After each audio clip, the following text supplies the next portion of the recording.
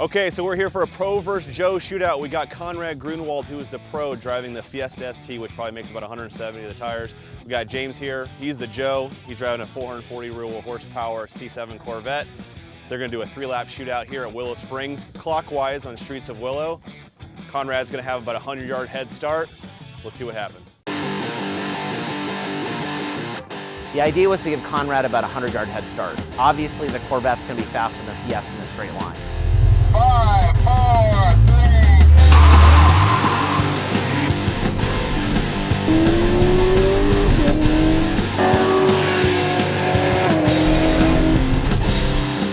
I think he left early. We're gonna have to go back and watch the tape exactly because I had a hard time catching him. But it was an interesting experience trying to run him down. I had about 10 laps of practice, and he really hauls ass in that thing. I left early, so I mean, James was telling me a story about his drag racing stuff and how he would leave, on a street racing way before the guy dropped his hand. So I figured he was gonna do the same thing to me. So once Mark got to 2 on his countdown, I was gone.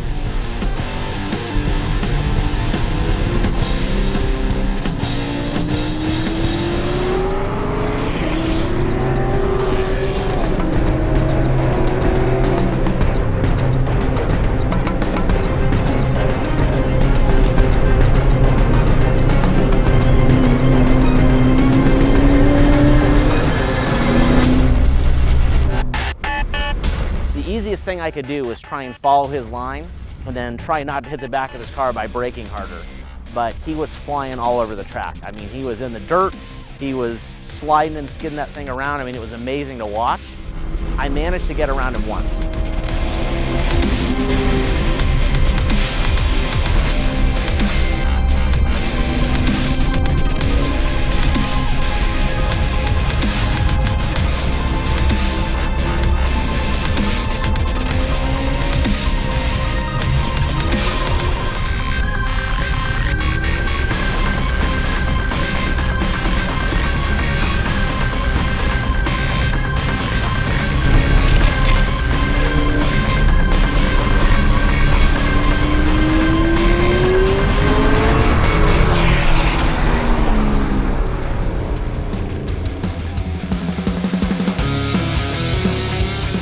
My game plan was to try to stay ahead of him. I knew if I could keep enough of a gap in a few key areas that it'd be really difficult for him to get around me.